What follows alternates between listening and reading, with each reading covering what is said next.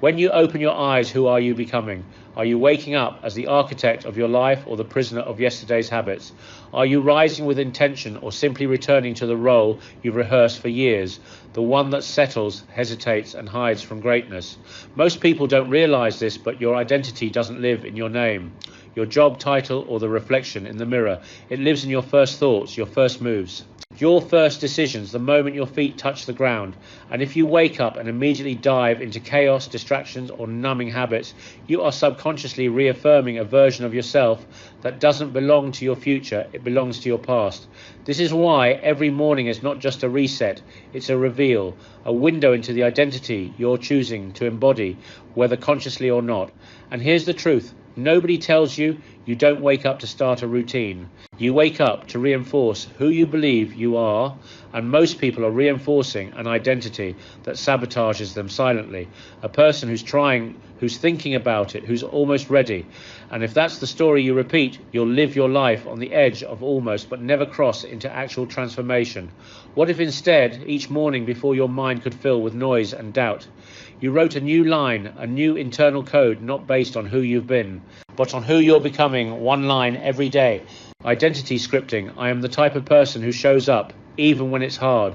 I am the type of person who executes when others hesitate. I am the type of person who turns discipline into destiny. And when you do this consistently, you're not just writing affirmations, you're building alignment between your beliefs and your behavior. And that alignment is what produces power, because when your identity and your actions agree, momentum becomes inevitable.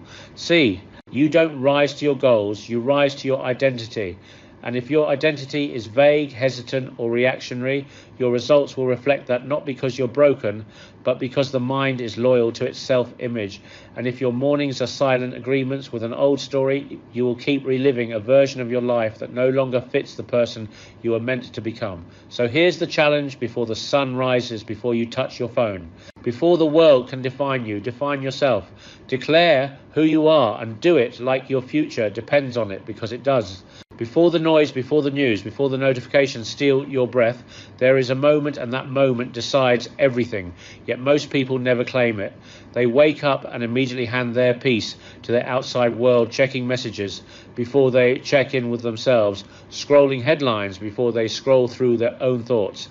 And they wonder why their day feels heavy before it even begins. But let me ask you, what if the first battle you're meant to win isn't with the world, but with the chaos in your own mind? What if the most powerful thing you could do isn't to react, but to sit in stillness, to listen before you speak, to be before you perform, to breathe before you chase? Because the person who masters the silence before sunrise is the one who walks into the noise without losing themselves in it. And you know this already, don't you? You felt the difference.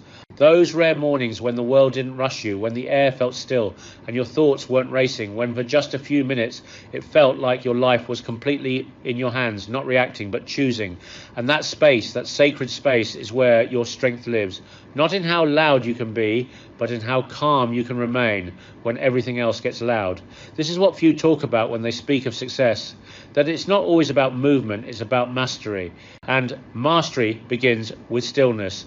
Take David, for example, 41 years old, corporate executive, smart, fast moving, always on his schedule, was full, his days were packed, and his stress was quiet but constant. He wasn't breaking down, but he was burning out every morning, looked the same. Alarm emails, espresso, traffic tension, repeat until one morning something inside him broke. Not his spirit, but his tolerance. His son, 8 years old, tugged at his sleeve while he answered a work call at the kitchen table. "Dad, you didn't hear anything I just said." The boy whispered, and David froze, phone still pressed to his ear. And in that moment, time didn't just slow down, it exposed him. That was his emotional peak. Not in public, not in some explosive moment, but in the quiet truth that he was losing his life in the name of performance the next day. David woke up 30 minutes earlier, not to do more, but to do nothing. No calls, No coffee, no distractions. He sat on the porch and breathed, just him and the dawn. The silence wasn't easy at first. It made him restless, but soon it began to speak to him, not in words, but in presence, and day by day that presence gave him back his power. He began journaling, not to be productive, but to be present. He started each morning with 5 minutes of silence, a full inhale, a full exhale, no identity, no deadlines, just the man he was before the world had opinions. And in that space, he remembered who he was. You see, silence before sunrise isn't just stillness, it's strategy. It is the refusal to let the world dictate the first note of your day. Because once you've sat in silence, truly sat with yourself, the world loses its power to shake you. The mind that begins in peace leads with clarity. It decides instead of reacts. It acts instead of overthinks. And here's the warning. If you do not claim your morning, the world will, and it will not be gentle. It will fill your first thoughts with urgency, scarcity, distraction, anxiety, and by noon you won't know why you feel off, but your nervous system will. It remembers the first emotion you fed it, and it multiplies it all day. So what if instead you started tomorrow with silence, not as an act of spirituality, but as a return to sanity, a deliberate retreat into the one space where your voice is louder than the world's? And if you think you don't have time, ask yourself, how much time have you lost reacting to what could have been prevented with a moment of clarity? 5 minutes in silence can save you hours in conflict, days in confusion, months in misalignment. And this isn't theory, it's neuroscience. Your brain functions differently in silence. It restores, it resets, it recenters the prefrontal cortex. The part that makes high-level decisions activates more clearly. When you are calm, not frantic, your breath controls your nervous system. Your nervous system controls your clarity, and clarity is the king of execution. So sit with yourself, no distractions, no noise, just presence, and write this somewhere. You'll see it when you wake up. I do not begin my day in reaction. I begin it in command, because when you master the silence before sunrise, you do not fear the chaos of the day ahead. You move through it with the kind of presence that makes people wonder how you stay so grounded. And the answer is simple. You met yourself before the world had a chance to challenge you. You listened to your own voice before others tried to speak for you. And that right there is the beginning of true peace. Not a performance, but a power. A power born not in noise, but in stillness. Have you ever stopped to ask yourself why your body feels drained before the day even begins? Why your thoughts feel foggy? Your drive inconsistent, your focus fractured. Not because you don't care, but because something inside of you feels off. Like your system is fighting against itself before it ever gets a chance to align. Most people think their mornings are about mindset. And yes, mindset matters, but what if I told you that your mindset is only as strong as your biology allows it to be? Because no matter how motivated you feel, if your body is biologically unprepared to lead, you're already behind before the day begins. Energy is not a mystery. It's not something you're born with or without. It's something you architect every morning. Consciously or unconsciously, you're wiring your body for either anxiety or clarity, for stress or stamina. And the tragedy is most people don't even know it's happening. Take Jake, for example, 36, tech startup founder, married, 2 kids, big dreams, sharp mind, but always tired. He'd wake up already overwhelmed, reaching for his phone before his eyes were fully open, drowning in alerts, emails, chaos, then coffee, then the commute. And by 9 a.m. he wasn't leading, he was surviving. And here's the part that changed everything. One night his wife asked him, not with judgment but quiet concern, when was the last time you woke up and didn't look exhausted? And that hit him because he couldn't remember. And maybe that's you too. Maybe you don't feel broken, but you feel burnt out and don't know why. Here's why: your nervous system has never been given a moment to reset, to stabilize, to prepare. And the solution is not more caffeine, more journaling, or a better to-do list. It starts with your biology, so let me give you something radical but real. The first 20 minutes of your day are sacred. They determine your chemistry, your cognition, and your capacity to lead. And it starts with what I call energy architecture, the intentional design of your physical state before you let the world in. Here's how it works and why it matters. When you first wake up, your brain is transitioning from delta sleep into alpha and theta states: creative, intuitive, impressionable. This is when your subconscious is listening the loudest. But what most people do is flood that state with blue light, dopamine overload, from social media, cortisol, from news alerts. and stimulants from caffeine, all before your system has even fully rebooted.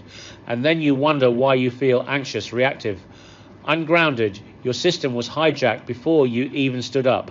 But if instead you delay your phone for 20 minutes, drink water before anything else, step outside and let sunlight hit your face, move your body, whether that's 20 push-ups or a short walk, and breathe intentionally, you're sending a signal to your nervous system that says, I'm in control. And that signal changes everything. Your cortisol stabilizes, your serotonin rises, your dopamine resets naturally, and suddenly your mind is sharper, your mood is lighter, your decisions are clearer. This isn't theory, it's biology, it's performance physiology, it's the unspoken edge of every high performer who seems grounded, driven, and composed because they didn't just wake up, they engineered the energy they wanted to feel. Jake tried it, not perfectly, but with intention. First day, no phone for 20 minutes, sunlight on the patio with a cup of water, 2 minutes of breath work and a cold rinse in the shower. By 800 a.m. he said something he hadn't felt in months. I feel clear, and that word became his standard clarity. And from that day on, his calendar didn't run him. His body led the day, and you can do the same.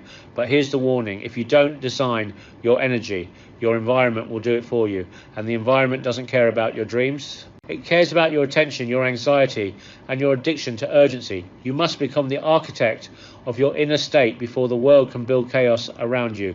And that begins with one decision. Every morning, will you give your body what it needs before you give your time to what the world demands? Because if you get this wrong, no mindset strategy will stick. But if you get this right, if you move first, breathe first, hydrate first, and align your biology before your obligations, you win the most important battle of the day, the battle to own your state. And when you own your state, you lead your thoughts. And when you lead your thoughts, you master your life. So tomorrow morning, don't just wake up, activate energized design, because your future doesn't respond to how early you rise. It responds to how intentionally you start. And the person who owns the first 20 minutes owns the momentum. And the person who owns the momentum owns the outcome. And that person can be you, but only if you decide to build your energy, like your future depends on it, because it does. When was the last time you chose to upgrade your mind before the world had a chance to invade it? When was the last time you sat in silence with a book or an idea and felt your thoughts stretch, sharpen, shift? Not for content, not for entertainment, but for expansion. Because here's the truth. Most people wake up and plug directly into distraction. They check in with the world before they check in with their own growth. And that choice repeated daily is why their life stays the same. You can't build an extraordinary life with an untrained mind, and you can't expect to lead if you don't first learn to think. And that's where the hour of mastery comes in. Not a full hour if you don't have it, but a dedicated window of time. First thing, where you deliberately choose mental elevation over mental reaction. And it's not just about information, it's about ignition. Let me tell you about Emily, 29, solopreneur, talented, ambitious, but always stuck in motion. She'd wake up, jump into emails, check numbers, stress about growth, but inside she felt flat, like no matter how many boxes she checked, something was missing until one morning she decided to try something new. Just 20 minutes, no tech, no tasks, just one book, Marcus Aurelius Meditations. And in that moment something clicked, not because of the words on the page, but because of what they unlocked. She wasn't just reading, she was remembering that she was built for more than productivity. She was built for perspective, reflection, mastery. And from that day forward, she claimed her hour of mastery every morning, not as a luxury, but as a necessity. Because here's what she discovered.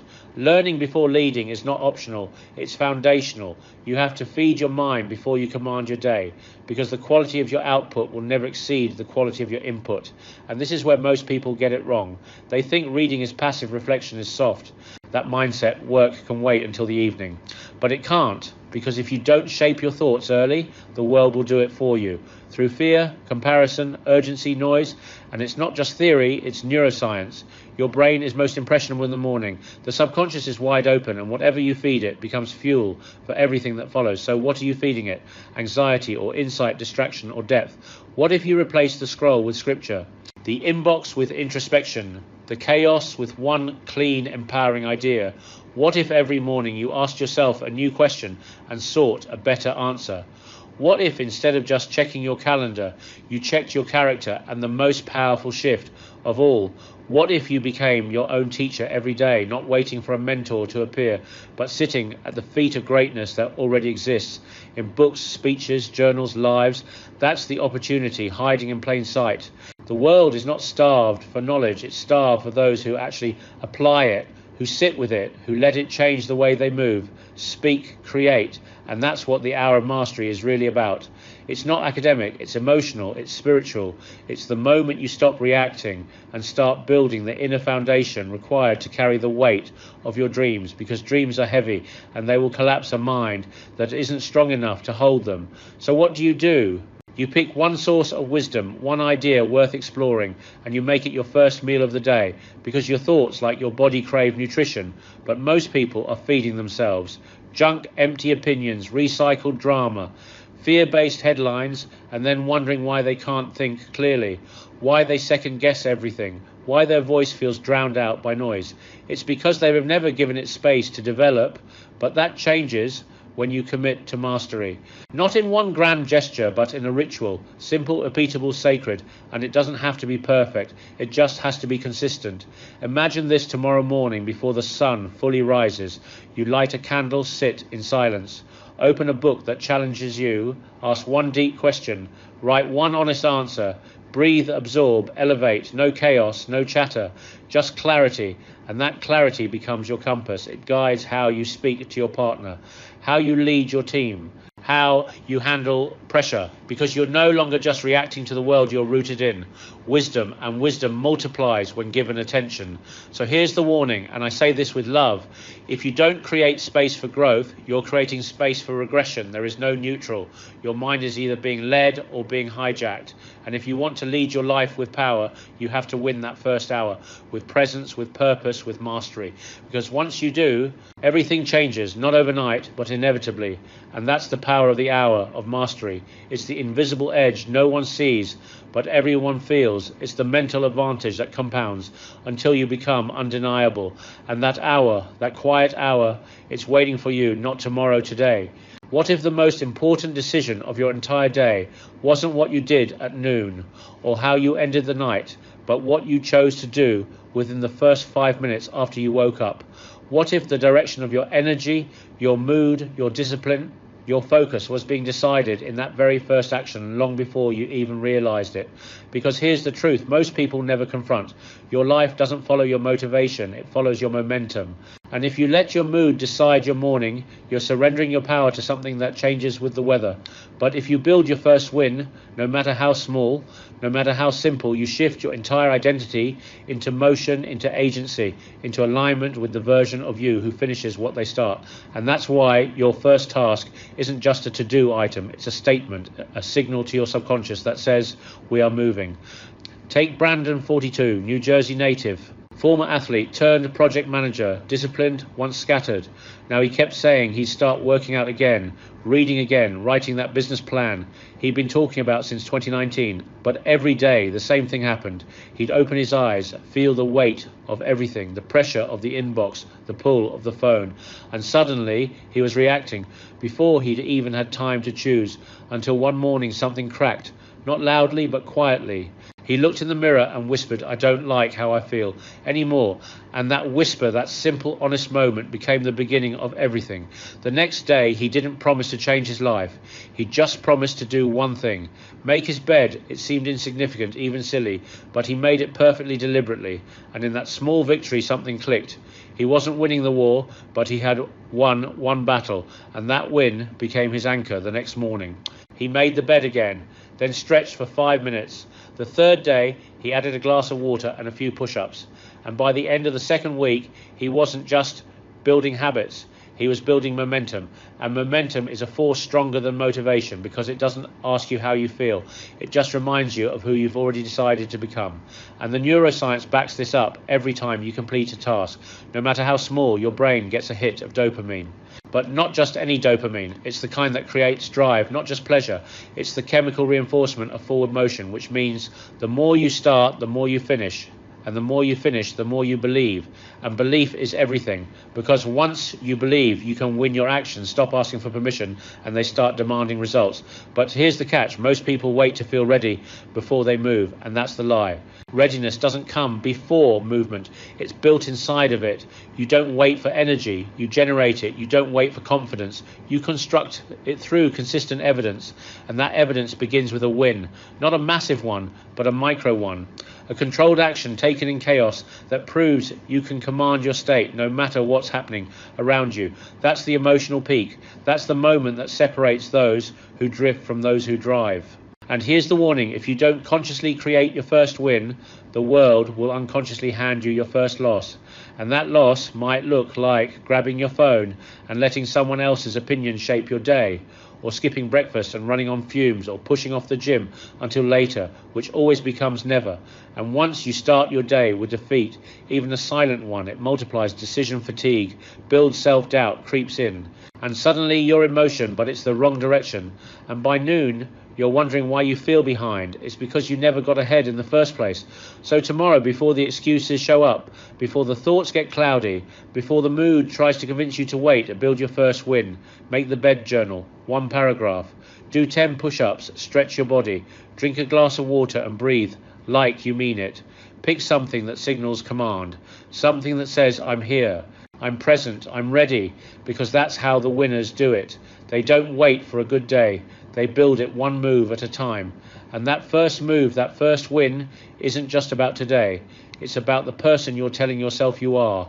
And every morning is a chance to reinforce that identity or replace it with a weaker one. So what's it going to be? Will you start your day on accident or with intention? Will you hope for momentum or create it because the first win is yours to claim? And once you claim it, everything else starts to fall into place. Your mind quiets, your energy rises, your confidence returns, and the day obeys the direction you set. So choose your win, own it, repeat it, and let that repetition build the rhythm of your next level. Because the people who move the world forward are not the ones who wait for motivation. They're the ones who understand that discipline, when repeated, becomes momentum, and momentum, once activated, becomes unstoppable. What if the reason you're not breaking through isn't because you lack talent, opportunity, or intelligence, but because you lack rituals that protect your discipline from your distractions? What if the difference between who you are and who you were meant to become is buried not in a dream, but in a system that you design, control, and follow with obsession every single morning? Because here's the truth: greatness isn't chaotic, it's ritualized. And if you study the lives of anyone who ever created something timeless, you'll find this one thread structure over chaos systems, over moods, discipline over convenience. And the most dangerous lie the modern world will ever sell you is that freedom means doing whatever you want, when in reality freedom only exists on the other side of radical self-control.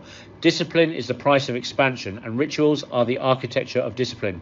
Take Ryan, 38, married, 2 kids, entrepreneur, smart but scattered. He wanted to lead his family, grow his business, take back his health, but every day looked like a blur of tasks, texts, tension. A man pulled in every direction until one morning, sitting in his parked car outside the gym, still in street clothes, he whispered out loud, "I'm tired of breaking promises to myself." That was the emotional peak, not dramatic but defining, and it woke something up inside him. He didn't need a new goal, he needed a new ritual, something small but sacred that would ground him in discipline before the distractions took hold. So he built what he called the 4 firsts, 4 actions before 7 a.m. No negotiation movement, mindset, mission, meditation, a short workout, 10 pages of reading, a review of his priorities, and 5 minutes of breath. And here's what happened. By 7 a.m. he'd already beat resistance, reclaimed his integrity, and set the tone for the day. Not in theory, but in action. And that's the power of ritual. It's the repetition of truth, the practice of your principles, the embodiment of the identity you claim to believe in. And here's the warning: if you don't ritualize your values, the world will erase them with distractions, because in this culture, distraction is designed. It's engineered to steal your focus, dilute your drive, fracture your attention. And the only antidote is to create sacred, unbreakable containers around your greatness. Morning rituals aren't trendy, they're survival level strategies for the high performer. They are what keep your vision from being drowned in noise. So ask yourself, what do I do every single morning without fail? And is it building the future I say I want, or is it feeding the comfort I secretly fear, leaving because here's what's coming: the day when your willpower runs out, when your emotions shift, when you don't feel like doing it, and in that moment you'll fall to the level of your rituals, not rise to the level of your ambitions. Discipline is not something you summon, it's something you stack through habits, through structure, through repetition. And when you do that, when you ritualize greatness, the question is no longer, what do I feel like doing, but what did I design myself to do? And that's the shift that turns chaos into clarity, distraction into dominance, wish into work. So tomorrow morning, before the world can pull you away from yourself, return to yourself, move your body, anchor your mind, review your vision, sit in silence, don't make it complicated, make it sacred and do it like your future depends on it, because it does. Why do you keep starting strong and fading out?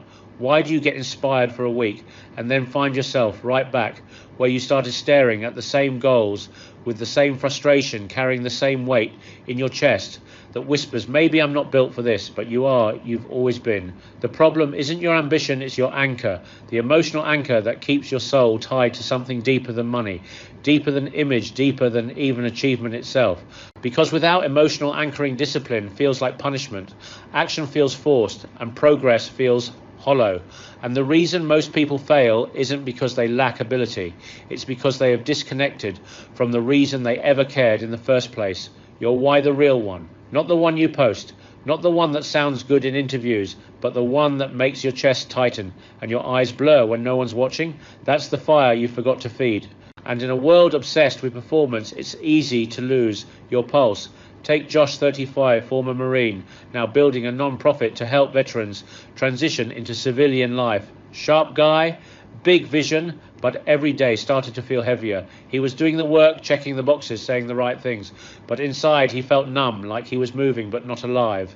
Until one morning, sitting alone in his truck before sunrise, he pulled out a photo of his younger brother, a vet who never made it home, and for the first time in years, he didn't think about branding or scaling or social media. He just felt, and in that feeling, he remembered why he started. It wasn't about optics, it was about honor, about making sure no one else got left behind. And that morning, Josh didn't just show up to work. He showed up to war, not against others, but against the part of himself that had forgotten the mission. And that's the power of emotional anchoring. It connects your action to your soul. It gives your discipline a heartbeat and your grind a reason. Because discipline without emotion becomes robotic, but discipline rooted in emotion becomes unshakable. So ask yourself right now, not what do I want, but why does it matter? Who does it serve? What pain? Is this purpose healing? What legacy is it creating? And when the resistance comes, when the doubt creeps in, when the fatigue whispers, take a break, you don't argue, you remember. You don't negotiate, you feel, because your why doesn't live in your head, it lives in your chest. And if you forget to reconnect with it daily, you will drift slowly, subtly, until one day you wake up executing a life that no longer feels like yours. That's the warning, not that you'll fail, but that you'll succeed at something that doesn't fulfill you.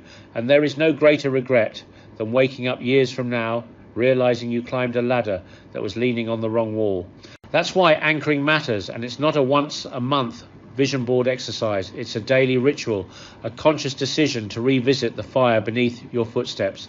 So how do you do it? Simple. Before you touch your phone, before the world tells you who you need to be, sit with your why, speak it out loud, write it down, visualize it with vivid detail, and don't just see it, feel it, see the people you're fighting for. Hear the words they'll say when your work changes their lives. Feel the freedom, that future you will live in, because present, you refuse to quit. That's emotional anchoring. It's not strategy, it's spirit. It's how you keep going when logic says stop, how you push through when the goal feels distant, how you stay lit in a world that keeps trying to dim you. And the best part is this, you don't need anyone's permission to do it. It's free, it's raw, it's real, and it's always inside you. So don't wait until the next breakdown to reconnect with it. Make it a morning habit, make it your pre-game, your armor, your spark, because if your morning doesn't remind you of your why, your day will erase it.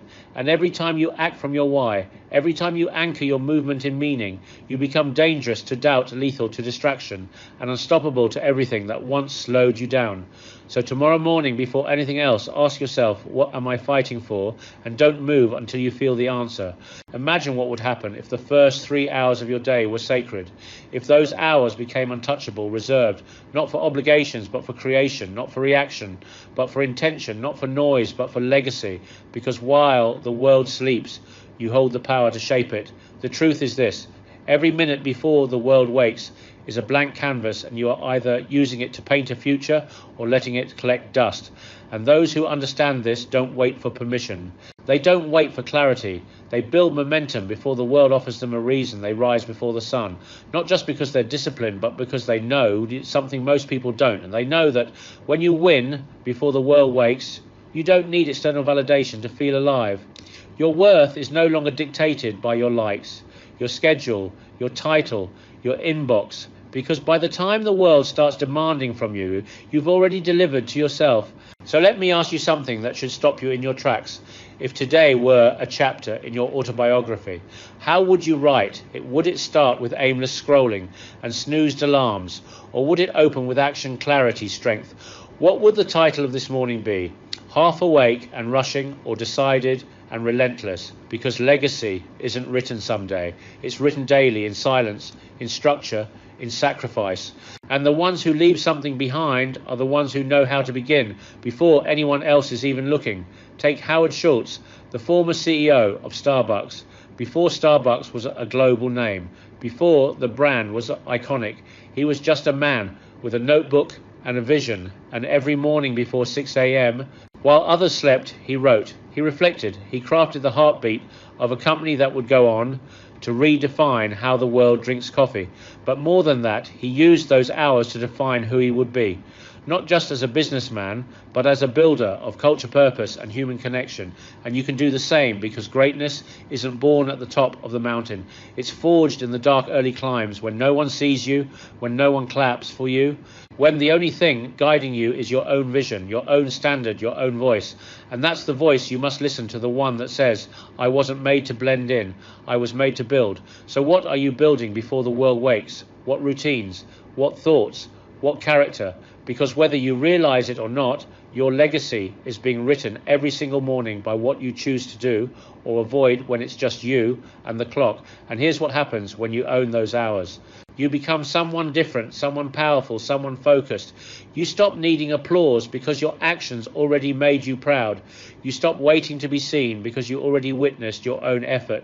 You stop chasing clarity because you created it. And over time, this builds something that cannot be bought, faked, or borrowed. Self-trust. And self-trust is the foundation of all leadership, all success, all legacy, because when you trust yourself to show up in the quiet, you'll never fear the noise. So here's the truth. Legacy isn't what they write about you after you're gone. It's the reputation you're rehearsing every morning when no one's watching. And one day, those quiet decisions will speak louder than any speech you'll ever give. They will echo in your work, your relationships, your children, your community. And it starts now, not next month, not next year, now, tomorrow morning, when the alarm rings and the world is still asleep. You'll have a choice: hit snooze or hit legacy, drift, or decide to be led or lead. And I'm telling you this with everything in me before the world decides who you should be. Show up as who you've decided to become, because the version of you that moves in silence, the version of you that wakes with purpose, the version of you that builds before the world watches, that version is already writing the legacy your future self will thank you for. So set your alarm, set your intention, set the tone. And tomorrow morning begin the chapter that only you can write, because your legacy is not luck, it's not timing, it's not even talent, it's discipline, devotion, and the decision to rise before the world ever knows your name.